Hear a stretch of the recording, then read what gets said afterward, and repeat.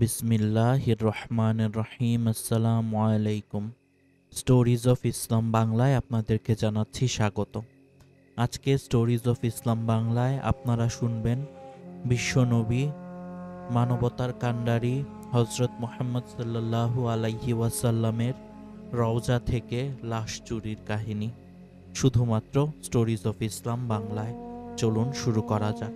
অনেকের মনে প্রশ্ন আসতে পারে যে অনেক রকমের কাহিনী শুনি আমরা, সেটা কি কতটুকু সত্যি, বা নবীজির লাশ চুরির অপচেষ্টা কতবার করা হয়েছিল।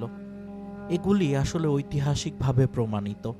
রাসূলুল্লাহ সাল্লাল্লাহু আলাইহি ওয়াসাল্লাম এবং তার দুসাথী আবু বকর ও উমর রাদিয়াল্লাহু এর লাশ চুরি করার জন্য 5 বার চেষ্টা করা হয়েছে, কিন্তু প্রতিবারই আল্লাহ তাআলার অসীম রহমতে তা ব্যর্থ হয়ে গেছে। প্রথম এবং দ্বিতীয়বার চেষ্টা চালিয়েছিল মিশরের শিয়া রাফেজি শাসক মনসুর বিন নিজার বিন মুঈদ, যে 408 হিজরিতে নিজেকে মাবুদ বলে দাবি করেছিল। তৃতীয়বারের 557 হিজরিতে বাদশাহ নুরুদ্দিন জঙ্গির শাসনামলে মরক্কোর মুসলিমবেশী দুজন খ্রিস্টান সুড়ঙ্গ খননের মাধ্যমে চেষ্টা চালিয়েছিল। তাদের দুজনকে হত্যা করা হয়। চতুর্থবার শাম দেশের একদল খ্রিস্টীয় মদিনায় আসার চেষ্টা চালিয়েছিল, কিন্তু মুসলিম সৈন্যরা তাদের আটক করে ফেলে।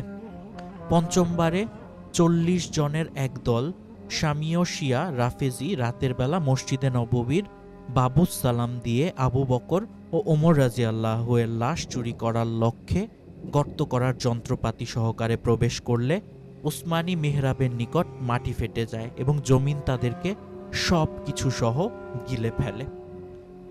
এই ঘটনাগুলোর মধ্যে আজকে আমরা বাদশাহ নুরুদ্দিন জঙ্গির ঘটনাটা জানার চেষ্টা করব ইনশাআল্লাহ। বিশ্বনবী হজরত মুহাম্মদ সাল্লাল্লাহু আলাইহি ওয়াসাল্লামের তিরোধানের পর 555 হিজরি সালে বাগদাদের সবচাইতে বড় ওলিয়ে কামেল ন্যায়পরায়ণ বাদশাহ নুরুদ্দিন জঙ্গি রহিমাহুল্লাহ এক রাতে এশার নামাজ আনতে দীর্ঘ সময় পর্যন্ত কোরআন তেলাওয়াতে মনোনিবেশ করেন এবং রাত্রি অর্ধেক অতিবাহিত হয়ে গেলে তিনি না ঘুমিয়ে তাহাজ্জুদের নামাজ আরম্ভ করেন। দীর্ঘ সময় পর্যন্ত দোয়া ও মোনাজাতের পর তিনি ঘুমিয়ে পড়েন। এই ঘুমন্ত অবস্থায় আল্লাহর নবীকে তিনি স্বপ্নযোগে দেখতে পান।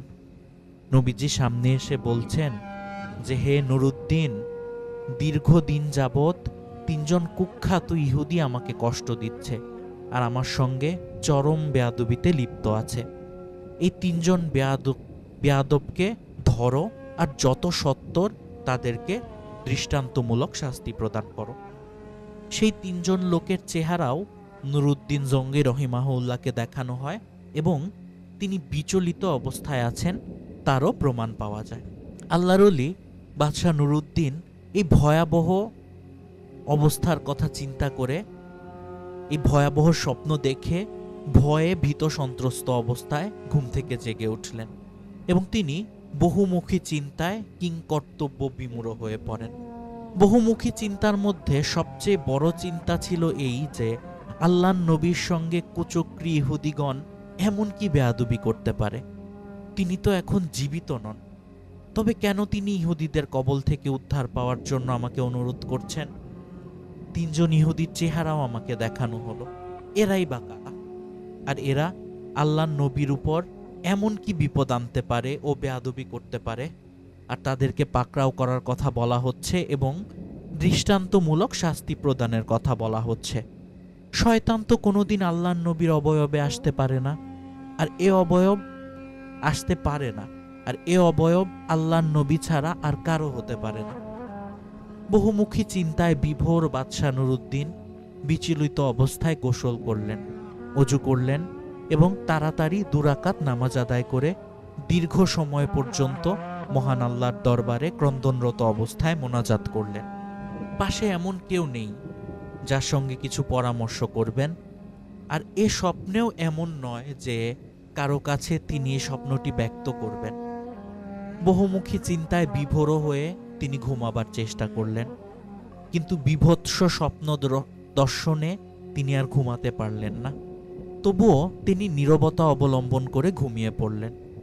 দীর্ঘ সময় পর যেমনই তাকে একটু ঘুমের ভাব এসেছে, তার সঙ্গে সঙ্গে আল্লাহর নবী তার পিছনে 3টি গোল চেহারা বিশিষ্ট লোকসহ দেখা দিলেন। তিনি বললেন, হে নুরুদ্দিন, তুমি এই 3জন চরম বেয়াদবকে ধরো আর তাদেরকে দৃষ্টান্তমূলক শাস্তি প্রদান করো। বাদশাহ নুরুদ্দিন উচ্চস্বরে ইয়া আল্লাহ ইয়া আল্লাহ বলতে বলতে বিছানা থেকে উঠে পড়লেন। কোথায় যাবেন, কি করবেন, কোনো পথ না পেয়ে তাড়াতাড়ি গোসল করলেন, অজু করলেন এবং দ্রুত গতিতে মুসল্লায় গিয়ে অত্যধিক ভীত সন্ত্রস্ত অবস্থায় 2 রাকাত নামাজ আদায় করে দীর্ঘ সময় অশ্রুসিক্ত নয়নে মোনাজাত করলেন। 2 বার আল্লাহর নবীর আগমন এবং লম্বা জামা, পাগড়িধারী, তাসবিহ হাতে, গুল প্রশান্ত চেহারা বিশিষ্ট 3 ব্যক্তির চরম বেয়াদবির কবল থেকে উদ্ধারের আবেদন। তিনি কিছুই স্থির করতে পারলেন না। রাত্রি এখনো বেশ কিছুটা আছে। সারা দুনিয়া যেন কি এক বিপদের সম্মুখীন হয়ে নিঝুম হয়ে আছে। কোথাও কারো কোনো প্রকার সারা শব্দ নাই। আকাশ পানে চেয়ে দেখলেন, সেখানে একটি তারকাও নজরে পড়ল না। ভীত অবস্থায় তিনি জানালা দিয়ে বারান্দার দিকে দেখার চেষ্টা করলেন, কিন্তু সেখানে মনে হলো যে ওই 3জন লোক গোল প্রশান্ত চেহারা নিয়ে তাকে ধরবার জন্য আসছে। সেই 3টি চেহারাকে মনের মণিকোঠা হতে সরাবার জন্য বহু চেষ্টা করলেন তিনি, কিন্তু ওই 3টা চেহারা তার মনের মধ্যে এমনভাবে জমজমাট হয়ে অঙ্কিত হয়েছে যে তা আর কোনো মতেই বের করা সম্ভব হচ্ছে না। নিরুপায় হয়ে বাদশাহ নুরুদ্দিন জঙ্গি রহিমাহুল্লাহ লেপ মুড়ি দিয়ে চোখ মুখ বন্ধ করে ঘুমিয়ে পড়লেন। কিন্তু লেপ মুড়ি দিলে কি হবে, সেই 3টি চেহারা লেপের ভিতরেও তার সামনে হাজির হয়ে গেছে। তিনি নিরুপায় হয়ে বিপদ আসন্ন দেখে 3 বার উচ্চস্বরে আস্তাগফিরুল্লাহ আস্তাগফিরুল্লাহ আস্তাগফিরুল্লাহ পড়লেন ও 10 বার আউযু বিল্লাহ পাঠ করতে করতে তন্দ্রাভাব হয়ে পড়েন। এমন সময় তিনি দেখলেন অতি নিকট থেকে আল্লাহর নবীর আগমন। তিনি বলছেন, নুরুদ্দিন, এই 3জন লোককে আল্লাহ ইচ্ছা করলে এখনই গজবে এলাহির কঠোর ধাক্কায় তাদেরকে নিপাত করে দেবেন, কিন্তু বিশ্ববাসী তাদের নিপাতের মূল কারণ কি কিছুই অবগত হবে না। আমি চাচ্ছি তাদের এই চরম বেয়াদবির দৃষ্টান্তমূলক শাস্তি প্রদান করে বিশ্ববাসীর সামনে একটা নজির রেখে যাও। এই 3জন লোককে পাকড়াও করে সমুচিত শাস্তি প্রদান করো। দীর্ঘদিন যাবৎ এরা আমার সঙ্গে চরম বেয়াদবি করছে। বাদশাহ নুরুদ্দিন ক্রন্দনরত অবস্থায় বিছানা পরিত্যাগ করলেন এবং দূরদর্শী চিন্তাধারায় স্থির করলেন, নিশ্চয়ই আল্লাহর নবী কোনো না কোনো মহাবিপদের সম্মুখীন হয়েছেন। তিনি তড়িৎ গতিতে গোসল এবং অজু শেষ করে ফজরের নামাজ আদায় করলেন। নামাজ শেষ করে দ্রুতগামী ঘোড়া নিয়ে প্রধানমন্ত্রী জালালউদ্দিন মুসল্লির উদ্দেশ্যে রওনা হলেন। জালালউদ্দিন মুসল্লি যেখানে অবস্থান করছিলেন সেখানে গিয়ে তাকে এক জামে মসজিদের ইমাম হয়ে নামাজে রত অবস্থায় পেলেন। নামাজ শেষ হলে সাক্ষাৎ করে তাকে আরেকটি দ্রুতগামী ঘোড়ার উপর সওয়ার করিয়ে বাড়িতে ফিরে এলেন। অতঃপর গোপন কক্ষে দরজা বন্ধ করে কথাগুলি আমানত ও গোপনীয়তা রক্ষা করতে হবে এমন বললেন এবং মরে গেলেও এ গোপনীয়তা ভেদ করে কারোর সামনে প্রকাশ করা চলবে না বলে স্বপ্নের বিবরণ ব্যক্ত করলেন এবং কি করা উচিত তার জন্য সৎ পরামর্শ চাইলেন। জালালউদ্দিন মশৌলি স্বপ্নের বৃত্তান্ত অবগত হয়ে সঙ্গে সঙ্গে বলে ফেললেন, হুজুর, আপনি এখনো এখানে বসে আছেন? নিশ্চয়ই আল্লাহর নবী কোনো কঠিন বিপদে পড়েছেন এবং সে বিপদ থেকে উদ্ধার পাওয়ার জন্য আপনাকে বারবার স্মরণ করছেন। অতএব কাল বিলম্ব না করে যত সত্বর পারেন হুজুরকে উদ্ধারের জন্য মদিনার পথে বের হয়ে পড়ুন।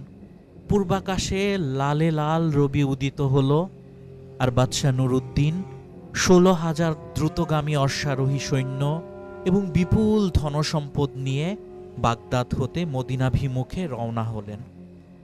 দীর্ঘ 16 দিন পর মদিনার দ্বার দেশে উপনীত হয়ে বাদশার সৈন্যদল সহ গোসল ও অজু করে 2 রাকাত নফল নামাজ আদায় করলেন এবং নামাজের পর দীর্ঘ সময় ধরে মুনাজাত করলেন। অতঃপর সমস্ত সৈন্য দ্বারা মদিনাকে ঘেরাও করে ফেললেন এবং সঙ্গে সঙ্গে আদেশ জারি করে দিলেন যে বহিরাগত লোক মদিনায় আসতে পারবে, কিন্তু সাবধান, মদিনা থেকে কোনো লোক বাইরে যেতে পারবে না যতক্ষণ পর্যন্ত বাদশাহ নুরুদ্দিনের দ্বিতীয় আদেশ জারি না হবে, ততক্ষণ পর্যন্ত কেউ মদিনা থেকে বের হতে পারবে না। বাদশাহ নুরুদ্দিন জুম্মার দিন খুতবা দান করলেন এবং ঘোষণা করলেন, আমি মদিনাবাসীকে দাওয়াত দিয়ে এক সন্ধ্যা অন্নদান করতে চাই। আমার অভিলাষ কেহ যেন এই দাওয়াত থেকে বঞ্চিত না হয়। তিনি কয়েক হাজার ভেড়া, দুম্বা, উট ইত্যাদি জবে করে মদিনা এবং মদিনার পার্শ্ববর্তী দূর দূরান্তের সর্বশ্রেণীর লোককে দাওয়াত দিয়ে তৃপ্তি সহকারে অন্নদান করালেন এবং প্রত্যেকের নিকট অনুরোধ রাখলেন যে মদিনা এবং পার্শ্ববর্তী কোনো লোক যেন এ দাওয়াত থেকে বঞ্চিত না হয়। সপ্তাহকালব্যাপী আর অনুরোধের উক্তি পুনরাবৃত্তি করতে থাকেন। সপ্তাহকালব্যাপী শত শত ভেড়া, দুম্বা জবে করে হাজার হাজার লোককে খাদ্যদান করতে থাকেন আর সেই অনুরোধের পুনরাবৃত্তি করতে থাকেন, কেউ যেন বাদ না যায়। প্রতিদিন 5 ওয়াক্ত নামাজের পরে এবং আগে এইভাবে প্রচার করা হলো। যারা দূর দূরান্ত এলাকা থেকে আসতে পারেন নাই, তাদেরকেও শেষ পর্যন্ত ঘোড়া ও গাধার পিঠে চড়িয়ে আনা হলো। প্রায় 15 দিন পর্যন্ত অগণিত লোক শাহী দাওয়াতে শরিক হওয়ার পর তিনি বিশ্বস্ত সূত্রে অবগত হলেন যে আর কোনো লোক দাওয়াতে আসতে বাকি নাই। কিন্তু তিনি সব সময় অস্থির, চঞ্চল, বিরামহীন চিন্তায় বিভোর। হাজার মাইল বেগে তার বিচলিত আত্মার উপর দিয়ে ঝড় তুফান বয়ে যাচ্ছিল, আর তার মনের মণিকোঠায় মাত্র ওই একই চিন্তা যে যদি আর কোনো লোক দাওয়াতে শরিক হতে বাকি না থাকে, তবে সে 3জন লোক তারা কোথায় গেল, তাদের অনুসন্ধান কিভাবে করা যায় আর কিভাবে তাদের পাকড়াও করা সম্ভব হয়। অতঃপর তিনি আবার নতুন করে ঘোষণা করলেন, মদিনার লোকদের দাওয়াত খাওয়া এখনো শেষ হয় নাই, বহু লোক আমার এ দাওয়াতে শরিক হতে বাকি আছে। অতএব মদিনার মুসল্লিগণকে অনুরোধ করা যাচ্ছে তারা যেন অতি সত্বর অনুসন্ধান করে ওই সমস্ত লোকদেরকে সংবাদ দিয়ে দাওয়াতে হাজির করেন। এ কথা শ্রবণ করার পর মদিনার মুসল্লিগণ সকলেই এক বাক্যে বলে উঠলেন, হুজুর, মদিনার আশেপাশে এমন কোনো লোক আর বাকি নাই যারা আপনার দাওয়াতে শরিক হয় নাই। তখন বাদশাহ নুরুদ্দিন বলিষ্ঠ কণ্ঠে বললেন, আমি বলছি আপনারা ভালোভাবে অনুসন্ধান করুন, এখনো কিছু লোক দাওয়াত খেতে বাকি রয়ে গেছে। কেন তারা আমার এই দাওয়াতে শরিক হলো না? তারা কোথায় এবং তারা কে? আপনাদেরকে খোঁজ করে আনতে হবে। বাদশাহ নুরুদ্দিনের বলিষ্ঠ কণ্ঠে এ ঘোষণা মদিনার আকাশ পাতালকে যেন এক প্রকম্পন তুলে দিয়েছিল। একদিকে তার পবিত্র চেহারা দিয়ে অনুতাপের ছাপ পরিলক্ষিত হচ্ছিল, আর একদিক দিয়ে দায়া ধর্মের সুরও কণ্ঠস্বরে বাজছিল। লক্ষাধিক জনতায় ভরা মজলিসে হঠাৎ একজন লোক বলে উঠলেন, হুজুর, আমার মনে হয় মাত্র 3 জন লোক বাকি আছে যারা জীবনে কারো কিছু হাদিয়া, দান, তোহফা গ্রহণ করে না, এমনকি তারা জীবনে কারো দাওয়াতে শরিক হয় না। আমার মনে হয় সেই 3 জন লোক আপনার দাওয়াতে শরিক হতে বিরত আছে। বাদশাহ নুরুদ্দিন অস্ফুট হাসি ও আনন্দের কিছু ভাব চেহারা নিয়ে অত্যধিক আগ্রহ সহকারে কাল বিলম্ব না করে কয়েকজন লোক সহকারে সেই 3 জন লোককে দাওয়াতের অনুরোধের জন্য তাদের বাসস্থানে উপস্থিত হলেন। বাইরে থেকে অবলোকন করলেন দরজা বন্ধ। অনেকক্ষণ ডাকাডাকি করার পর প্রহরী দরজা খুলে দিল এবং বলল যে আপনারা দাঁড়ান। তারা সকলেই নামাজ, দোয়া, কোরআন তেলাওয়াতে ব্যস্ত আছেন।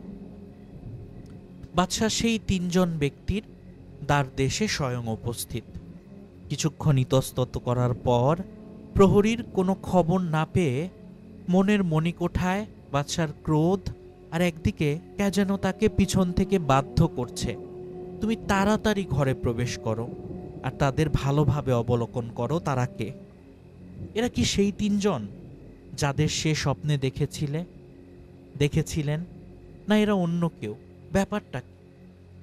প্রহরী ও বাড়িওয়ালার অনুমতি না নিয়েই তিনি বাড়ির ভিতরে প্রবেশ করলেন এবং সচক্ষে দেখলেন একজন নামাজে, একজন কোরআন তেলাওয়াতে আর একজন মোনাজাতে ব্যস্ত আছেন। তিনি তাড়াতাড়ি নামাজ ও দোয়া শেষ করতে আদেশ দিলেন। নামাজ শেষে ৩ জনই বাদশাহ নুরুদ্দিনের সামনে এসে হাজির হল। বাদশাহ বিনম্র কণ্ঠে জিজ্ঞাসা করলেন, তোমরা কে এবং কোথা থেকে এসেছ?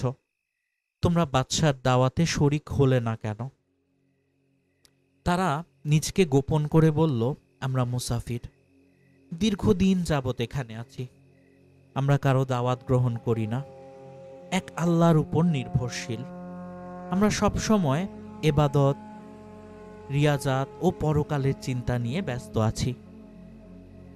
কোরআন তেলাওয়াতে আর নফল নামাজে সময় শেষ হয়ে যায় আমাদের, দাওয়াত খাওয়ার সময় আমাদের নাই।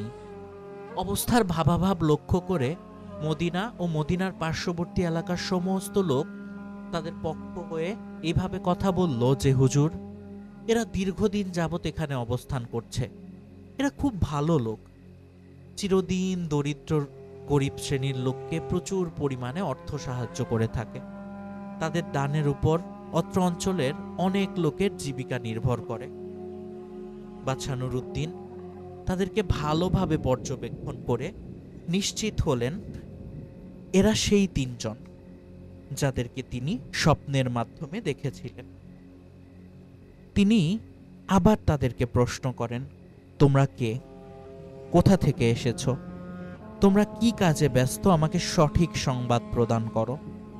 তারা সকলেই একই স্বরে বলল, আমরা পশ্চিম দেশ থেকে পবিত্র হজ ব্রত পালনের জন্য এখানে এসেছি এবং পবিত্র রওজা মোবারকের নৈকট্য লাভের জন্য এখানে অবস্থান করছি। ন্যায়পরায়ণ বাদশাহ বহু ধৈর্য সহকারে আনন্দে ভরা মন মেজাজে প্রশান্ত চেহারা নিয়ে তাদেরকে আবার অনুরূপ প্রশ্ন করে জিজ্ঞেস করলেন এবং কোনো প্রকার বিচলিত না হয়ে ধীর স্থির ঠান্ডা মন মেজাজে বললেন, এখানে আপনারা কি করেন, আমাকে সত্য কথা বলেন। বাদশাহ প্রশ্ন করছিলেন আর তাদের বসবাসের ঘরটিকেও ভালোভাবে পর্যবেক্ষণ করছিলেন। মদিনার গণ্যমান্য লোকেরা প্রশ্নাবলীর ভাবাভাব লক্ষ্য করে সেই ৩ জনের প্রশংসায় পঞ্চমুখ ছিলেন আর বলছিলেন যে এরা খুবই ভালো লোক, এদের আচরণে মদিনাবাসী মুগ্ধ এবং তাদের সাহচর্য, সহানুভূতি দ্বারা বহু লোক উপকৃত। গত কয়েক মাস আগে মদিনায় দুর্ভিক্ষ দেখা দেয়। সে সময় বহু লোক অর্ধাহারে অনাহারে দিন অতিবাহিত করছিল। সে কঠিন সময়ে এই ৩ দরবেশের অবদানে অনেক লোকের উপকার হয়েছে। তারা দিনের বেলায় রোজা রাখেন, রাত্রির বেশিরভাগ সময় ইবাদতে অতিবাহিত করেন। ন্যায়পরায়ণ বাদশাহ মাথা হেলিয়ে ধৈর্যের প্রতিমূর্তি হয়ে নীরবে সমস্ত কথা শ্রবণের পর বললেন, আমি তোমাদের কারো কথা শুনতে রাজি নই। তোমাদের এই বৈঠকখানা বাদ দিয়ে আসল কর্মক্ষেত্র কোথায় আমাকে সংবাদ দাও। তিনি সঙ্গের লোকজন সহ একটি পর্দা উঠিয়ে নতুন একটি কক্ষে প্রবেশ করলেন। তাদের এই গোপন কক্ষে 2খানা কোরআন, তার সঙ্গে স্বল্প মূল্যের কিছু পোশাক পরিচ্ছদ দেখতে পান।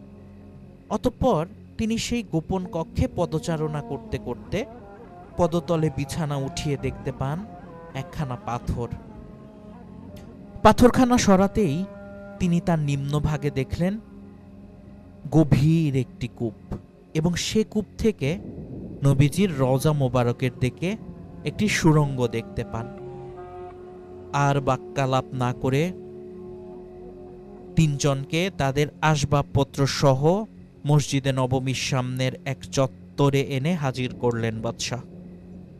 অতঃপর 16,000 সৈন্যকে মদিনার পাহারা থেকে নিষ্কৃতি প্রদান করেন। লক্ষাধিক জনতার ভিড়ে বাদশাহ সেই তিনজনকে জিজ্ঞেস করলেন, তোমরা কে? কোথা থেকে তোমাদের আগমন এবং তোমাদের উদ্দেশ্য কি? আবার আমি জিজ্ঞেস করছি, পরিষ্কার ভাষায় বলো। এহেন অবস্থায় তাদের কঠিন বিপদ সামনে দেখে তারা নিজেরাই পরিচয় দিল যে আমরা ইহুদি। দীর্ঘদিন যাবৎ আমাদেরকে মুসেল শহরের ইহুদিগণ সুদক্ষ কর্মী দ্বারা প্রশিক্ষণ দিয়ে প্রচুর অর্থ সহকারে এখানে পাঠিয়েছে। সুদূর ইউরোপ থেকে আমাদেরকে এই জন্য পাঠানো হয়েছে যে আমরা মদিনায় অবস্থান করে যে কোনো কৌশলেই হোক না কেন বিশ্বনবী হযরত মুহাম্মদ সাল্লাল্লাহু আলাইহি ওয়াসাল্লামের শবদেহ বের করে ইউরোপীয় ইহুদিদের হাতে হস্তান্তর করতে হবে। তাই আমরা রওজা মোবারকের নিকটে অবস্থান করে রাত্রে সুড়ঙ্গ খনন করে তার মাটিগুলো মদিনার বাহিরে নিক্ষেপ করে আসি। দীর্ঘ 3 বছর যাবৎ এ মহাপরিকল্পনার কাজে কঠিনভাবে ব্যস্ত আছি আমরা। যে রাত্রিতে আমরা রওজা মোবারকের নিকট পৌঁছে গেলাম, আর আমাদের পরিকল্পনা যে 1 সপ্তাহের মধ্যে বিশ্বনবীর লাশ বের করে নিব, ঠিক এমনই সময় অনুভব করলাম যে আকাশ পাতাল বিদীর্ণ হচ্ছে, ভূমিকম্প আরম্ভ হয়ে গেছে। সুড়ঙ্গের ভিতরেই যেন আমরা সমাধিস্থ হয়ে পড়ব। এ ধরনের লক্ষণ দেখে ভীত সন্ত্রস্ত অবস্থায় কাজ বন্ধ রেখেছি। সেই প্রভাবেই বাগদাদের ন্যায়পরায়ণ বাদশার আগমন এবং তিনি 16,000 সৈন্য দ্বারা মদিনার চতুর্দিকে এমনভাবে বেষ্টন করলেন যে আমাদের এখান থেকে গোপনে পালাবার কোনো উপায় হলো না। ইহুদি চক্রান্তের ইতিহাস রচনা করতে গেলে কমপক্ষে 10,000 পৃষ্ঠার দরকার হবে। এত লম্বা ইতিহাসের কিঞ্চিত আপনাদের সামনে এইভাবে শেষ করলাম যে সেই 3 জন ইহুদিকে মদিনার মসজিদ থেকে অর্ধ মাইল দূরে এক বিরাট ময়দানে 20 হাত উঁচু একটি কাঠের মঞ্চ তৈরি করে লৌহ শিকলে তাদের জড়িত করে মঞ্চের উপরে বসানো হয়। অতঃপর মদিনা এবং মদিনার পার্শ্ববর্তী এলাকার দূর দূরান্তের লোকজনকে সংবাদ দিয়ে বাদশাহ নুরুদ্দিন তাদের হীন মনোভাবের ও চক্রান্তের কথা জনসমুদ্রে পেশ করেন। অতঃপর তিনি জনগণকে খড়ি সংগ্রহ করতে আদেশ প্রদান করেন। বিপুল পরিমাণে খড়ি সংগ্রহ করা হয়ে গেলে লক্ষাধিক জনতার সম্মুখে সেই 3 জন ইহুদিকে 20 হাত উঁচু মঞ্চে বসিয়ে নিম্নভাগে আগুন লাগিয়ে দেন। সে আগুন দীর্ঘ 11 দিন পর্যন্ত জ্বলতে থাকে এবং তাদেরকে সেখানে ভস্ম করে ফেলা হয়। অতঃপর তিনি বিপুল পরিমাণ অর্থ ব্যয় করে কয়েক প্রকারের ধাতু গলিয়ে রওজা মোবারকের চতুর্পার্শ্বে মোটা মোটা রড সহ কয়েক হাজার মন সীসা গলিয়ে 130 হাত পর্যন্ত নিম্নভাগে কূপ খনন করে অত্যধিক মজবুত প্রাচীর নির্মাণ করে দেন। বর্তমান অবস্থা এই যে 130 হাত পর্যন্ত নিম্নভাগে যদি কেউ বিন্দুমাত্র কোনো প্রকার আঘাত হানে বা ক্ষতি করার চেষ্টা করে, সঙ্গে সঙ্গে তার উপরিভাগে ধরা পড়বে। বাদশাহ নুরুদ্দিন দীর্ঘ 6 মাস পর্যন্ত মদিনায় অবস্থান করে নিজ দায়িত্বে অসাধ্য সাধন করে আল্লাহর নবীর রওজা মোবারকের রক্ষণাবেক্ষণের এই মহান কাজ সম্পাদন করেন। অতঃপর তিনি সপ্তাহকালব্যাপী দরবারে এলাহিতে নিজের অক্ষমতার কথা পেশ করে অশ্রুসিক্ত নয়নে শুকরানা আদায় করে বাগদাদে প্রত্যাবর্তন করেন। ইতিহাসের পাতা থেকে অবগত হওয়া যায় যে বাদশাহ নুরুদ্দিন ইন্তেকাল করলে তার ওসিহত মতো তার লাশটাকে মদিনায় রওজা মোবারকের অতি নিকটে দাফন করা হয়। কিন্তু বর্তমান পর্যটকগণ বলেন যে এখন তার মাজারের কোনো প্রমাণ পাওয়া যায় না।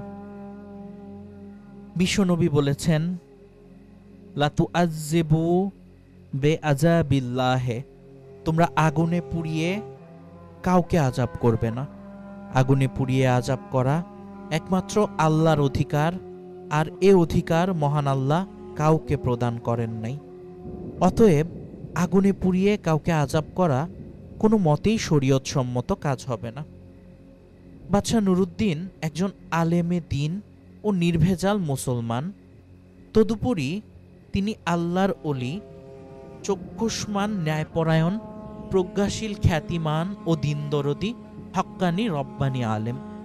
শরীয়তের কোনো বিধিবিধান তার অজানা ছিল না। অপরাধীদের অপরাধ ক্ষমার যোগ্য না হলে অন্য যে কোনো উপায়ে কঠোর ও কঠিন শাস্তি প্রদান করে তাদের প্রাণনাশ তিনি করতে পারতেন। কিন্তু তিনি সেই 3 জন ইহুদিকে একেবারেই আগুনে পুড়িয়ে খতম করলেন। তার কারণ কি? এ জটিল প্রশ্নের জবাব অনেক আমার নিকটে আসলে কতটা আছে বা অনেকে জিজ্ঞেস করেছেন আমাদেরকে। তবে এখানে এতটুকু বললে যথেষ্ট হবে যে তাদেরকে কোনো কঠোর ও কঠিন শাস্তি দিয়ে তাদের জীবন নাশের পর কোনো না কোনো স্থানে তাদের মৃতদেহগুলোকে কবর দিতেই হতো। আর তাদেরকে যে কোনো স্থানে কবর দিলেই তাদের কবরগুলোকে কেন্দ্র করে সেখানে দৈনিক লাখ লাখ লোকের আগমন ও একটা জিয়ারতগাহের সূচনা হতো এবং গড়ে উঠত সেখানে এক তীর্থস্থান। পৃথিবীর সমস্ত সৎ ও ভার লোকেরা তাদের উপর অভিশাপ ও বদদোয়া করার জন্য সেখানে যেত।